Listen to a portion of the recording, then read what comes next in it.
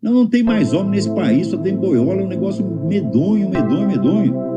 Isso aí seria mais ou menos como você pegar um manual de jiu-jitsu e você acreditar que você analisando logicamente o conteúdo daquilo, você está fazendo um treco chamado jiu-jitsu. E o sujeito não tem que provar que ele sabe fazer aquilo que ele já fez. No vídeo de hoje, o professor Olavo de Carvalho vai dar algumas dicas de estudos. E pasmem, organização não é uma delas. Eu vou ler só uns pedaços. Vejo que os alunos, e nem mais do que eu, andam sem saber como se organizar em sua rotina ou plano de estudos. Os exercícios todos que o senhor já mencionou nas aulas. Não é para organizar de maneira alguma. Isso é para você fazer quando der, do jeito que der. E para cada uma dessas coisas se tornar uma rotina para você.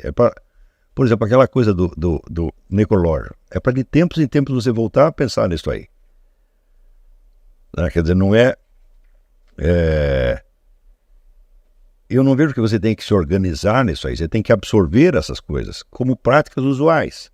Não tente se organizar. Tá certo?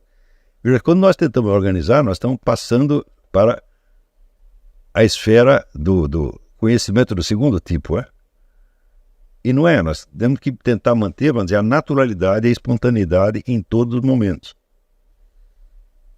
Quer dizer, não é para você se atormentar, não é para você forçar nada. Tá? Isso aí eu lembro o meu professor de arte marcial, o Michel Weber, ele dava os exercícios e ele falava assim, olha, isso aí é para fazer, não pode cansar e não pode doer. Se cansou está errado e se doeu também está errado. É para ser tudo macio. E eu sei que ele começava lá a fazer aqueles exercícios às 6 horas da manhã, terminava meia-noite, nunca estava cansado, mas ele ia fazer tudo devagar, fazia um pouquinho, parava, fazia um pouquinho, parava, e assim ia. E aqui também, nós temos que fazer tudo no macio, tá entendendo? E com o tempo, isso vai tendo um efeito acumulado que você não imagina como é que é. Né?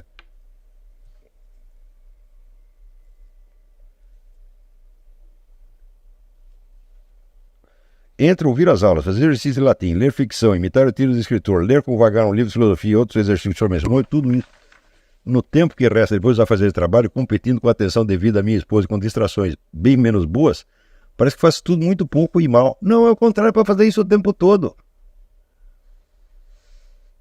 Não, você não tem que separar um tempo para você fazer isso. Você tem que ir fazendo isso em todos os intervalos da vida. Isso tem que virar um estilo de vida. Isso não é, vamos dizer, uma prática que você tem que... vamos fazer X horas por dia. Fala, não. Sempre que você lembrar. Você não está fazendo nada, né? Por exemplo, ler ficção. Eu digo, olha, eu acho que tudo que eu li de ficção, eu li em ônibus, em trem, em avião e quando meu patrão virava as costas. Já que eu não li nada em casa. Né? Então... Você vai para o trabalho, leva lá o seu livrinho, tal. Não tem nada que fazer, lê ali. Né?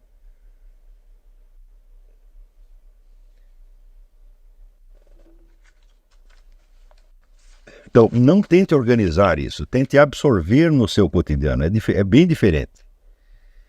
Não separe um momento para você fazer isso. Essas são coisas que você vai fazer sempre que você lembrar.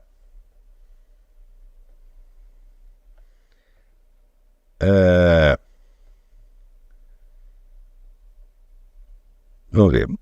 Eu vou continuar lendo essa carta que está interessante. Primeiro que tudo, por isso cogitei desse plano de fazer primeiro o que parecer mais elementar ou fundamental, e deixar para depois aquilo que talvez seja mais bem feito, se feito só mais tarde. Primeiro que tudo, ler quase só ficção em prosa e verso. Eu acho que assim, uma imersão na literatura de ficção durante algum tempo seria muito bom. Mas isso não quer dizer que você não vai estar fazendo as outras coisas ao mesmo tempo quando se lembrar delas. Por exemplo, de tempos em tempos, dá uma aprimorada no seu necrológio. Não é isso? Então, você refazer o seu necrológio é você meditar sobre a sua própria morte e sobre a forma integral da sua vida. Isso é uma coisa que nunca será demais. Quanto mais vezes você voltar a pensar nisso, melhor para você. Você verá as coisas com mais perspectiva, com mais clareza. Segundo, lê-la com o mesmo método que o senhor recomendou para a leitura cuidadosa da filosofia. Isso é referindo cada passagem à minha experiência real. Sim, certamente. Só que na ficção você fará isso de maneira muito mais rápida, porque ela já vem com imagens. A ficção é um sonho acordado e dirigido, então você não precisa produzir mentalmente tudo. No caso do livro de filosofia, não, você vai ter que criar tudo da sua memória, mas na ficção já vem quase tudo feito, então é praticamente você vivenciar aquilo como um sonho. Mas note bem, não faça nada disso forçado. Vai fazendo na hora que der vontade de fazer. Isso é muito, vamos dizer, a comodidade aí é uma garantia da espontaneidade. Tem que aprender, vamos dizer, a não forçar essas coisas. Nós temos uma série de mau hábitos determinados por escola, que tudo tem prazo, tem horário, tem isso aqui, você tem que se adaptar àquela coisa. Bom, mas isso é bom para adaptar você a um esquema coletivo, quer dizer, você tem lá uma norma e todo mundo tem que seguir a mesma norma, mas no caso não. No caso você vai ter que encontrar, vamos dizer, o seu próprio estilo, a sua própria maneira de fazer. Então, ninguém está te pressionando para nada, eu também não estou pressionando, né? A única coisa que eu pressiono, eu falo, bom, eu quero a dedicação sincera das pessoas. Isso aí eu quero, tá certo? Mas não é uma disciplina externa. Não dá para ter disciplina externa nesta coisa. Né? 3. Catalogar o vocabulário da ficção lida. Procurar as palavras no dicionário, mesmo algumas que eu já conheço. Como se eu lesse um livro de idioma estrangeiro. Bom, claro, consultar dicionário, mas isso deve ser um hábito. Dicionário deve ser uma das leituras mais constantes que você tem. Sempre olhar o dicionário. Tenha sempre o dicionário na mesa. Quer dizer, isso aqui que você está falando não precisa ser uma ordem, uma sequência. Você pode fazer tudo isso ao mesmo tempo, e de fato você já está fazendo. Concomitantemente aos períodos de leitura de ficção e fazendo exercícios de latim. Olha, aquele livro inteiro do Napoleão Mendes de Almeida dá para você matar aquilo em 2, 3 meses. Quer dizer, não é uma coisa que vai te dar muito trabalho durante muito tempo.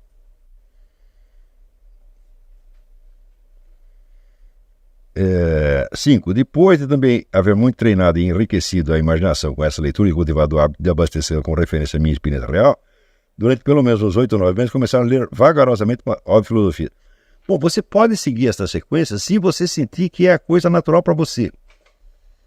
Mas outras pessoas vão querer fazer tudo ao mesmo tempo. E não tem nenhum problema. Né? 6. Ao mesmo tempo, havendo já lido muitos escritores e observado as diferenças entre eles, e depois de ter bastante esclarecido a estrutura da língua portuguesa por meio de muitos exercícios de latim, reunido o vocabulário ativo, não só passivo, escolher um escritor para imitar e tentar descrever por meio do seu estilo aquilo que percebo na leitura meditada de um livro filosófico. Está perfeito, mas eu reafirmo, não é preciso seguir uma sequência. Você pode fazer tudo isso mais ou menos ao mesmo tempo, como uma espécie de círculo. Você vai voltando aos mesmos pontos. Né? Então, eu acho que você está fazendo a coisa certa. Quer dizer, se você acha que esse é a sua maneira de se organizar, ótimo, mas não tem nenhum critério pelo qual eu possa organizar todo mundo. Cada um vai ter que se virar. Eu acho que você faz muito bem de você estar pensando o seu próprio problema de organização. Tá certo? Mas não se forcem demasiado. Deixem-se conduzir pelo que vocês realmente querem. Procure identificar o que você realmente está querendo fazer, tá certo? Em vez de você se forçar, não deixa o superego ficar espremendo você toda hora, não.